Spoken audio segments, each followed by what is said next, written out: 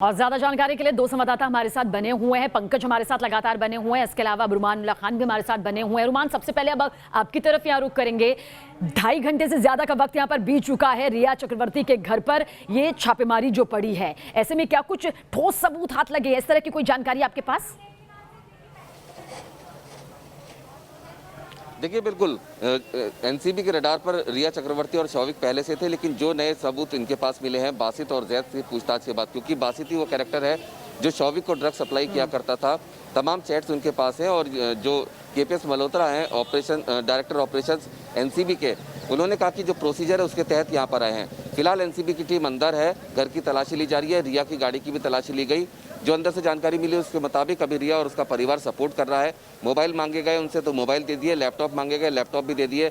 इसके अलावा घर की सघनता से तलाशी ली जा रही है, क्योंकि इस पूरे मामले में प्रोसीजर का हिस्सा है और इसी के चलते एनसीबी की टीम ने यहाँ पे छापेमारी की है। सीधे तौर पर ऐसे उम्मीद है, ऐसे कयास लगाए जा रहे हैं कि एनसीबी के हाथ कुछ ठोस लगाए, जिसके बाद आनन फानन में सुबह 6:30 बजे एनसीबी की टीम यहाँ पर पहुंची और छापेमारी की। सीधे तौर पर अब जो परेशानियां रिया चक्रवर्ती की बढ़ने वाली हैं, क्योंकि कई अहम सबूत और जानकारियां एनसीबी के हाथ लग चुकी हैं, जिसके चलते आज रिया के घर की भी छापेमारी में तलाशी ली जा रही है। अब देखना ही है कि यहाँ से कुछ मिलता है या नहीं मिलता, लेकिन अभी तक सूत्र बता रहे हैं कि कुछ खास रिया के घर से एनसीबी को भी बरामद नहीं हुआ है। चलिए आपकी तरफ रुख करेंगे। पंकज भी हमारे साथ लगातार बने हुए हैं। पंकज, हम चाहेंगे कि पीछे की हलचल दिखाते हुए आप यहाँ पर ये बताएं कि रिया चक्रवर्ती की अगर मुसीबतें बढ़ रही हैं, मुश्किलें बढ़ रही हैं, तो उसके मायने क्या है? गिरफ्तारी क्या हो सकती है अगर कोई ऐसा ठोस सबूत हाथ में लगता है?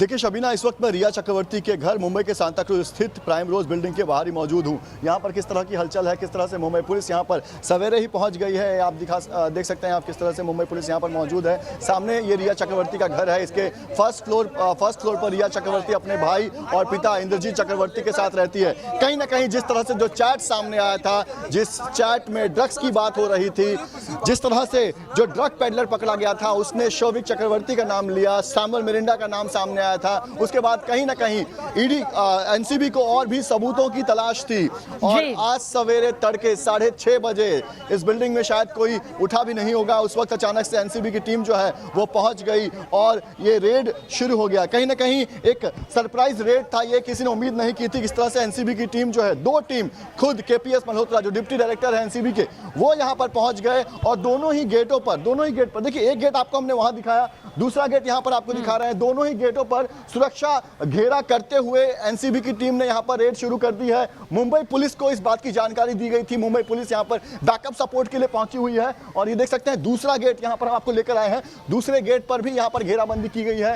रिया चक्रवर्ती, उनके भाई शौविक चक्रवर्ती, इंद्रजीत चक्रवर्ती प्राइम रोज बिल्डिंग में फर्स्ट फ्लोर पर रहते हैं और यहां पर ईडी की एनसीबी की जो रेड है वो लगातार जारी है। आपको बता दें कि जानकारी सबसे पहले प्रवर्तन निदेशालय के हाथ लगी थी। कुछ ऐसे चैट सामने आए थे जिसमें ड्रग्स की लेन देन की बात की जा रही थी, उसके बाद ही इस पूरे मामले में एनसीबी को शामिल किया गया और अब एनसीबी जो है वो पहली बार हो रहा है कि जांच एजेंसियां उनके घर पर इस तरह से रेड कर रही है। जी चलिए, बहुत बहुत शुक्रिया आप दोनों का ही, लेकिन आगे भी लगातार आपसे अपडेट लेते रहेंगे। तो रुमान खान और पंकज हमारे संवाददाता हमें अपडेट दे रहे थे।